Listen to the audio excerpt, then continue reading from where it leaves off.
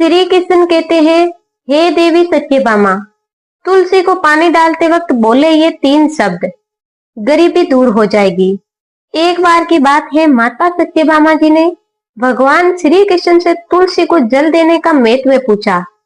तो भगवान श्री कृष्ण ने उन्हें उनका महात्म्य सुनाया। तो आगे माता सत्यभामा जी कहती हैं, हे स्वामी, आपने मुझे तुलसी को जल देने का महत्व तो बता दिया है, परंतु अब मेरे मन में ये जानने की जिज्ञासा हो रही है कि तुलसी को जल कैसे देना चाहिए। तुलसी को जल देने की सर्वोत्तम विधि कौन सी है और तुलसी को जल देने का मंत्र कौन सा है? कृपया आप मुझे इन सभी प्रश्नों का उत्तर दीजिए। तो भगवान श्री कृष्ण माता सत्यभामा जी से कहते हैं, हे प्रिय, जिस प्रकार से मैंने तुम्हें तुलसी का महात्म्य सुनाया है, उसी प्रकार तुलसी को जल देते समय बोले जाने वाले मंत्र का भी बड़ा महत्व है। ये मंत्र केवल 3 शब्दों का है, परंतु इसका प्रभाव बहुत ही कल्याणकारी है। जो भी मनुष्य नित्य तुलसी को जल देते समय अपने मुख से केवल ये 3 शब्द बोल देता है, तो साक्षात माता लक्ष्मी उसके घर में प्रवेश करती है। उसकी दरिद्रता समाप्त हो जाती है, उसे धन धान्य की प्राप्ति होती है। उस मंत्र को बताने से पूर्व मैं आपको तुलसी के इस मंत्र का महात्म्य सुनाता हूँ। इस महात्म्य को सुन लेने मात्र से ही मनुष्य के समस्त पाप खत्म हो जाते हैं और उसे वर्षों तक तुलसी को जल देने का पुण्य प्राप्त होता है। इसीलिए हे देवी सत्यभामा, आप इस कथा को पूरा सुनिए। तो माता सत्यभामा जी कहती है, हे प्रभु, मैं इस कथा को पूरा अवश्य सुनूंगी। कृपया आप मुझे तुलसी के मंत्र का महात्म्य सुनाइए। तो भगवान श्री कृष्ण कहते हैं, हे देवी सत्यभामा, दक्षिण दिशा में एक अत्यंत शोभामान नगरी थी। उस नगरी में सुरेश नाम का एक खोटी बुद्धि का पंडित रहता था। वे पापियों का तो शिरोमणि था। उसका जन्म एक ऐसे पंडित परिवार में हुआ था जो पाप कर्म करने वाले और शास्त्र ज्ञान से शून्य थे। वे जन्म से तो पंडित था, लेकिन कर्म से वे अत्यंत दुराचारी था। वे न पूजा पाठ करता था, न ध्यान करता था, न जप, न होम और न ही अतिथियों का सत्कार करता था। उसके द्वार पर आए अतिथियों को बिना दान किए ही क्रूरता पूर्वक भगा देता था। वे सदैव ही पराई स्त्रियों में आकर्षित रहता था और उसे मदिरा पान करने की भी आदत थी। साथ ही वह मांस खाता था। वे दिन में खेत में काम करके पत्ते बेचकर जीविका चलाता था और रात में व्यभिचार करता था। इस प्रकार से उस पंडित ने अनेक वर्षों तक जीवन व्यतीत किया। फिर एक दिन वे दुर्बुद्धि सुरेश बेचने के लिए पत्ते इकट्ठे करने के लिए एक ऋषि के आश्रम में घूमने लगा और पत्ते तोड़ने लगा। तो एक काल रूपधारी काले सर्प ने उस पंडित को काट लिया और उसी समय उसकी मृत्यु हो गई। तो उसके बाद 2 यमदूत उसे लेने के लिए उस स्थान पर प्रकट हो गए और उसे उठाकर यमलोक ले जाने लगे। मार्ग में वे यमदूतों के सामने बहुत विलाप करने लगा और बोला, हे दूतों, मुझे कहाँ ले जा रहे हो? मुझे छोड़ दो, मेरे प्राण बख्श दो। लेकिन यमदूत उसे ये कहते हुए ले जा रहे थे कि अरे दुष्ट पंडित, तेरे पाप कर्मों के कारण तुझे सांप ने काट लिया है। अब यमराज तुझे अवश्य घोर नरक में डाल देंगे। फिर यमदूत उस पंडित को लेकर यमलोक पहुंच गए और यमराज के सामने खड़े हो गए। तो चित्रगुप्त उस ब्राह्मण का लेखा जोखा निकालते हैं और यमराज से कहते हैं, हे धर्मराज, इस ब्राह्मण ने बचपन से लेकर मृत्यु तक पाप ही पाप किया है। इसने कभी कोई पुण्य का काम नहीं किया है। तो फिर धर्मराज अपने दूतों से कहते हैं, हे दूतों, इस घोर पाप करने वाले पंडित को उठाकर ले जाओ और इसे नरक में डाल दो। फिर यम के दूत उस पंडित को लेकर नरक की भयंकर अग्नि में धकेल दिए। तो अनेक वर्षों तक नरक में सजा भुगतने के बाद उस पंडित को दूसरे जन्म में एक बैल का शरीर मिला। बैल का जन्म पाकर वे बोझ उठाने का काम करने लगा। उसका मालिक उसे दिन रात काम करवाने लगा।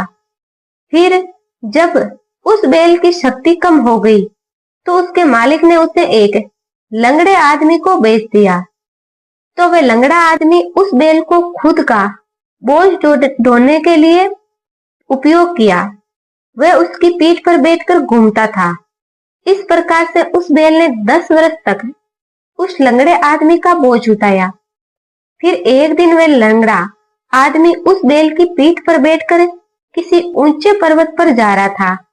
उस पर्वत पर बहुत देर तक चढ़ने के कारण वह बैल बहुत थक गया था।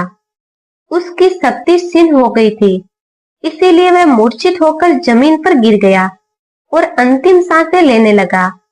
तो वहां पर खड़े लोगों को उस बैल पर बड़ी दया आ गई और वे उसके मुख में पानी डालने लगे। फिर उन लोगों में एक पुण्यात्मा इंसान था। उसने उस बैल का कल्याण करने के लिए अपना पुण्य उस बैल को दे दिया। तो उसे देखकर अन्य लोगों ने भी अपना अपना पुण्य याद करके कुछ पुण्य उस बैल को दे दिए ताकि बैल को मुक्ति मिल सके। तो उसी भीड़ में एक वेश्या भी खड़ी थी। तो सभी लोग अपना पुण्य उस बैल को दे रहे थे। ये देखकर उस वेश्या ने भी अपना पुण्य उस बैल को दे दिया। फिर कुछ देर बाद उस बैल की मृत्यु हो गई। फिर उस स्थान पर यमदूत आए और उस बैल के शरीर से उस पंडित की आत्मा को निकालकर यमलोक ले गए और यमलोक ले जाकर उसे यमराज के सामने खड़ा किए। फिर चित्रगुप्त उसका लेखा जोखा देखते हैं तो वे आश्चर्य में पड़ जाते हैं। वे वेश्या के द्वारा उस बैल को दिया हुआ पुण्य बहुत बड़ा होता है। उस पुण्य के प्रभाव से उसके सभी जन्मों के पाप नष्ट हो गए थे।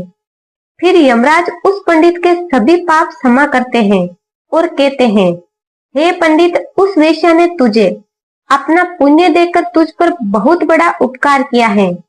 केवल उसी के पुण्य के कारण तुम्हारे सब जन्मों के पाप खत्म हो गए हैं। और यमराज उसे फिर से मनुष्य योनि में जन्म प्रदान करते हैं। इस बार वे पृथ्वी पर आकर एक उत्तम पंडित कुल में जन्म ले लिया था। उस महापुण्य के प्रभाव से उसे इस नए जन्म में पूर्व जन्म की सभी बातें याद आने लगती हैं। तो जब वह पंडित खड़ा हो गया तो उसे याद आया कि पिछले जन्म में जब मैं बैल था तो एक वेश्या ने मुझे अपना पुण्य दे दिया था और उसके मन में उस वेश्या के बारे में जानने की इच्छा हो गई और उस महापुण्य के बारे में जानने के लिए वेश्या का पता लगाकर उसे ढूंढते हुए उसके नगर में चला गया। तो वह वेश्या अब बूढ़ी हो गई थी। फिर जब उसे वह वेश्या मिल गई तो वह उसके सामने जाकर उससे बार बार प्रणाम किया और उस वेश्या का धन्यवाद करने लगता है। तो वह वेश्या कहने लगती है, हे पंडित श्रेष्ठ, आप कौन है और किस कारणवश आप मुझ वेश्या को धन्यवाद दे रहे हैं? मैंने आपका कौन सा कार्य किया है कि आप मुझे नमस्कार कर रहे हैं? तो वह पंडित कहता है, हे माता, मैं वही बैल हूँ जिसे तुमने अपना पुण्य दे डाला था।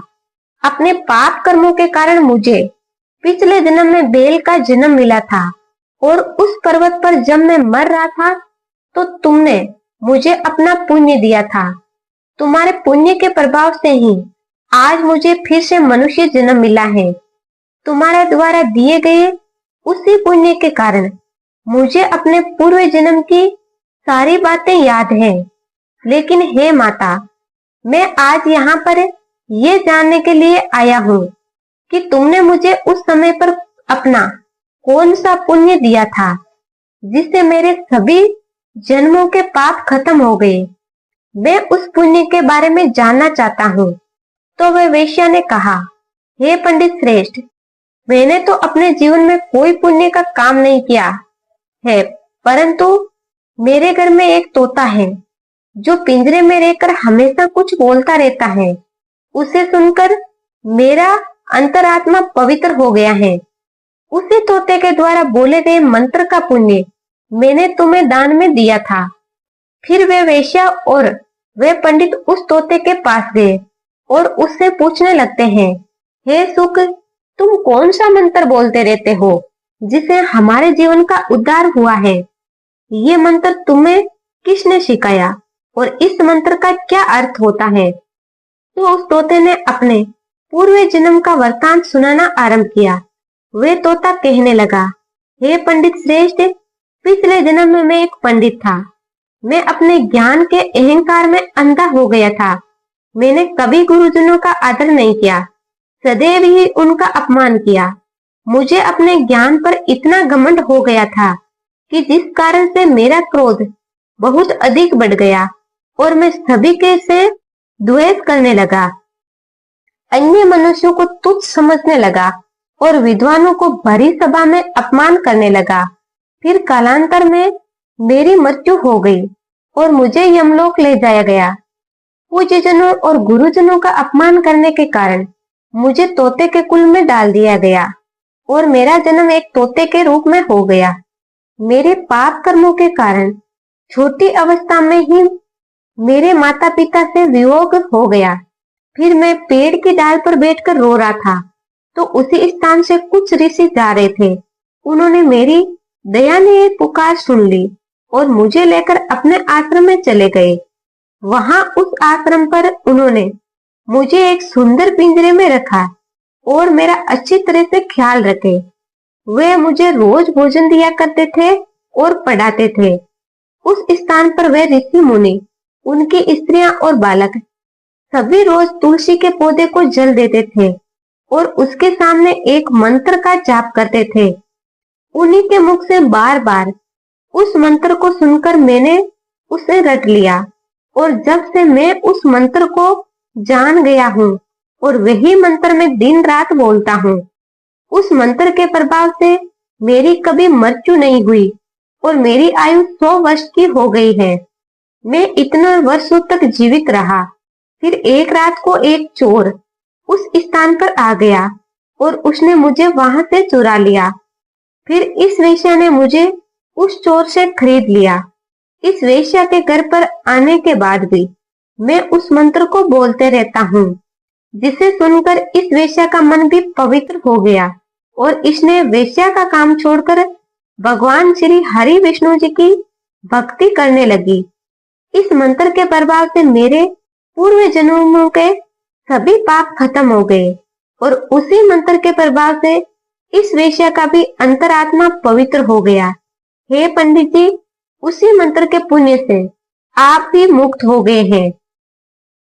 इस प्रकार से तोते ने उस पंडित को और उस वेश्या को सारा वृतांत सुना दिया, जिसे सुनकर वे पंडित और वेश्या दोनों ही अत्यंत प्रसन्न हुए और फिर वे दोनों ही रोज तुलसी को जल देकर उस मंत्र का जाप करने लगे।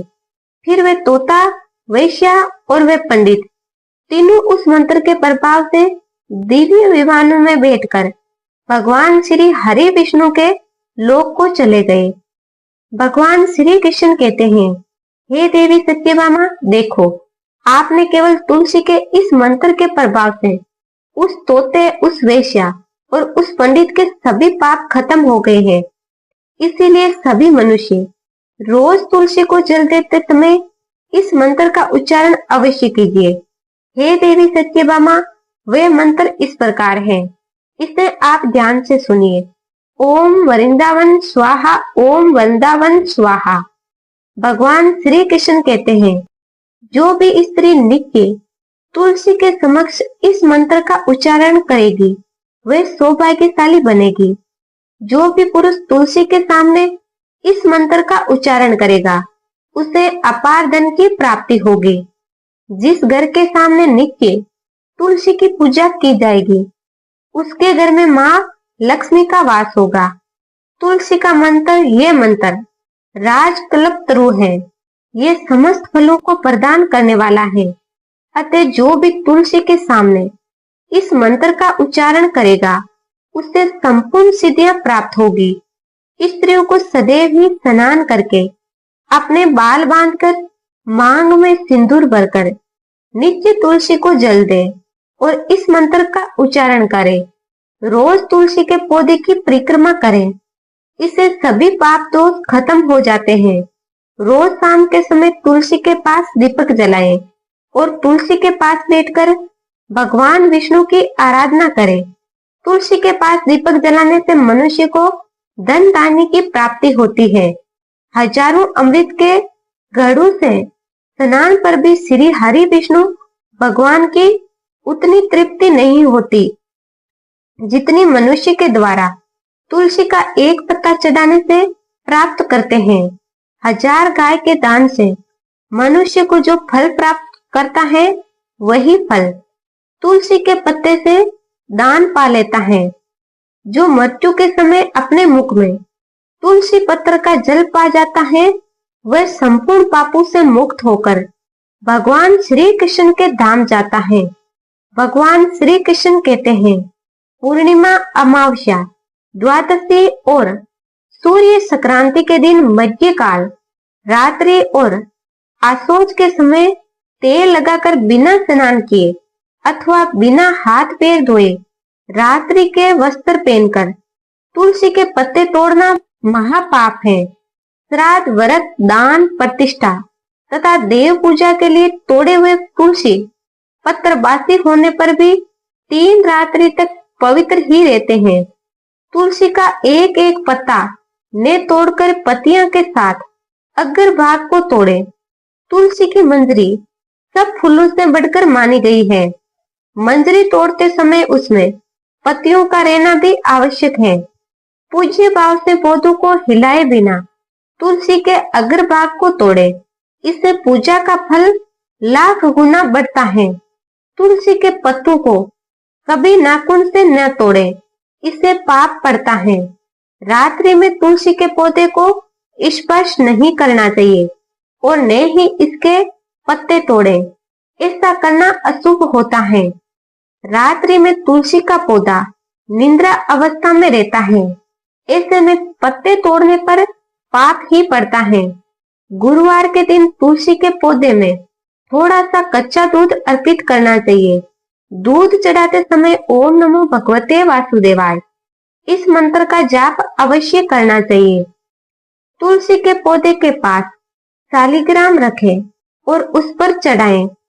पूजा में तुलसी और शालिग्राम को दूध में भिगी हल्दी का तिलक अवश्य करना चाहिए। शालिग्राम पर तुलसी पत्थर रखकर चंदन लगाएं। अगर कोई महिला मासिक धर्म से है तो उसे तुलसी की पूजा नहीं करना चाहिए। मासिक धर्म के दौरान तुलसी को स्पर्श करने से घोर पाप पड़ता है, इससे स्त्री की दुर्गति होती है। इस प्रकार भगवान श्री कृष्ण ने माता सत्यभामा जी के माध्यम से समस्त मनुष्य जाति के कल्याण के लिए तुलसी माता के कल्याणकारी कथा को सुनाए हैं। आशा करती हूँ आपको ये कथा अच्छी लगी होगी। अगर अच्छी लगी हो तो वीडियो को लाइक और आपका चैनल गुरु की कृपा से को सब्सक्राइब करें और अपने दोस्तों और रिश्तेदारों में शेयर करें। फिर मिलेंगे एक और पुण्य फल देने वाली कथा के साथ। तब तक के लिए कमेंट बॉक्स में जय श्री कृष्ण अवश्य लिखें। यहाँ तक कथा को पूरा सुनने वालों पर भगवान श्री कृष्ण और देवी सत्यभामा जी की कृपा अवश्य होगी। आप सभी का दिल से धन्यवाद।